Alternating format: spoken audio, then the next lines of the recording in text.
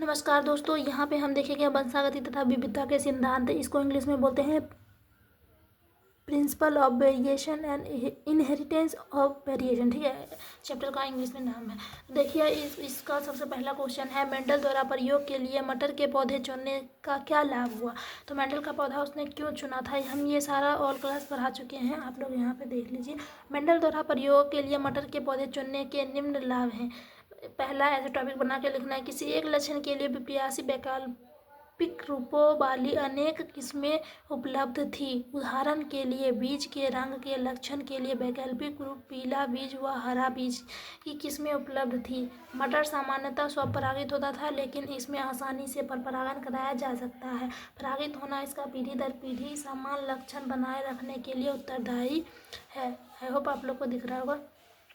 मटर का पौधा एक वर्षीय है और आसानी से उगने वाला है। संकरण से मिलने संकरण पूर्णतः उर्वरक होते हैं तथा एक पौधे से अनेक बीज प्राप्त होने के कारण परिणामों का विश्लेषण आसान व प्रामाणिक था।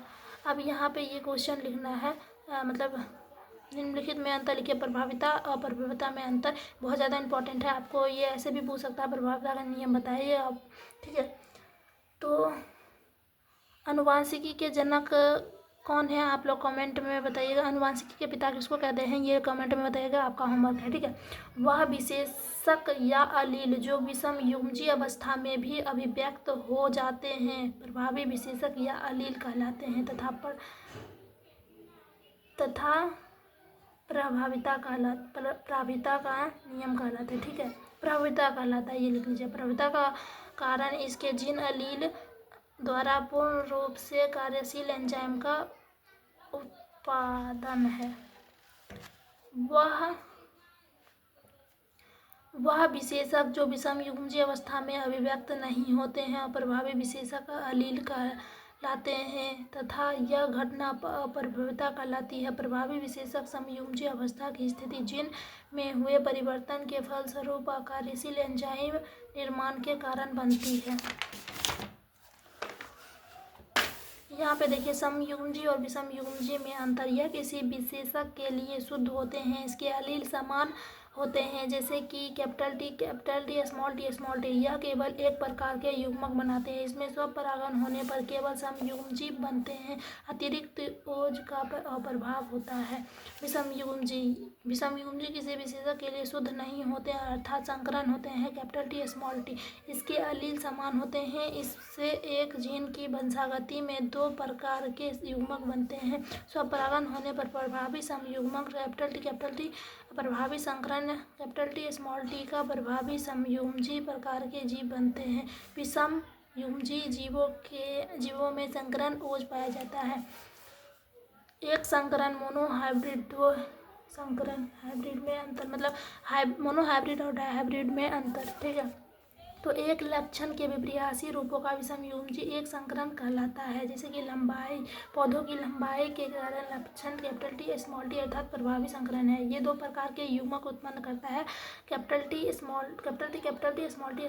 ठीक है, सॉरी, ये कैपिटल टी स्मॉल टी। ठीक है, दो लक्षणों के विपरीत रूपों का विषम युग्मजीय द्वैसंकरण कहलाता है, जैसे गोल पीले बीज वाला capital R capital Y small r अर्थात प्रभावी द्वैसंकरण कहलाता है। यह चार प्रकार के युग्मक उत्पन्न करता है, capital R small y, capital R small y. ठीक है, संलग्नता को परिभाषित करें। सबसे ज़्यादा इंपॉर्टेंट है, संलग्नता को परिभाषित करें। एक गुणसूत्र पर उपस्थित जीनों में एक साथ वंशागत होने की प्रवृत्ति पाई जाती है। जीनों की इस प्रवृत्ति को संलग्नता कहते हैं। संलग्नता स्वतंत्र अभिवहन के नियम का अपवाद है। ठीक है, अब यहाँ पे क्वेश्चन नंबर 4 देख लीजिए, आई होप आप लोग को दिख रहा होगा। एक संकरण क्रॉस का प्रयोग करते हुए प्रभाविता के नियम की व्याख्या करें।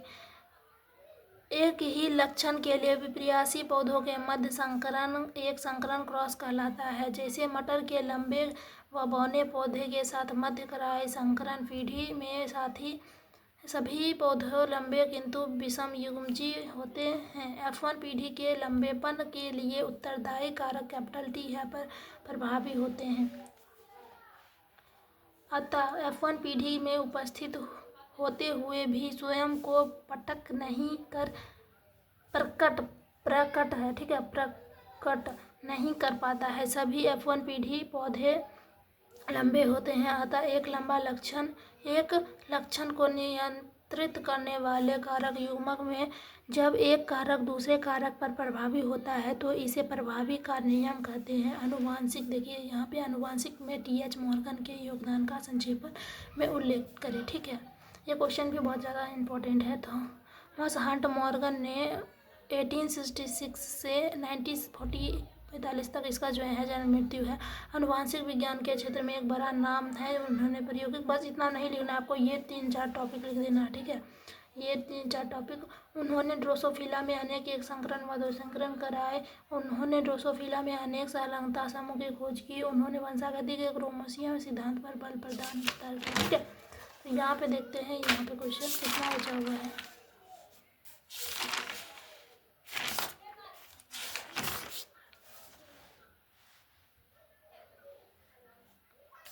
अब मैं आपको पढ़ के बोलने वाली नहीं हूँ, मैं यहाँ से क्वेश्चन दिखा रही हूँ, आप लोग स्क्रीनशॉट लेके लिख लेना, ठीक है। आप इसका स्क्रीनशॉट लो, ये क्वेश्चन का स्क्रीनशॉट लो,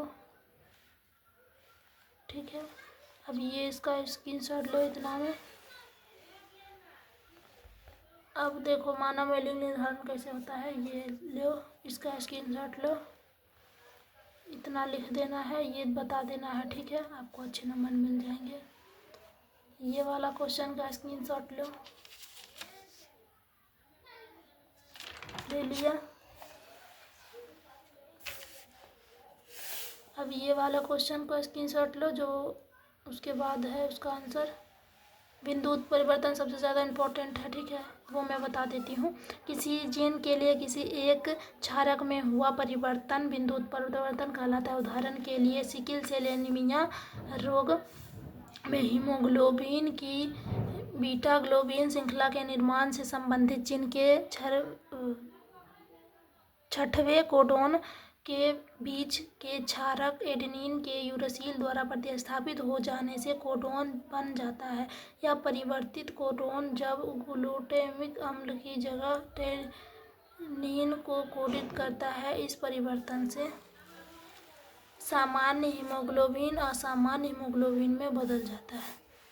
यहाँ पे देख लीजिए, इसका स्क्रीनशॉट ले लीजिए, इसका स्क्रीनशॉट ले लीजिए, बहुत इम्पोर्टेंट है। ये आप लीजिए इसका स्क्रीनशॉट,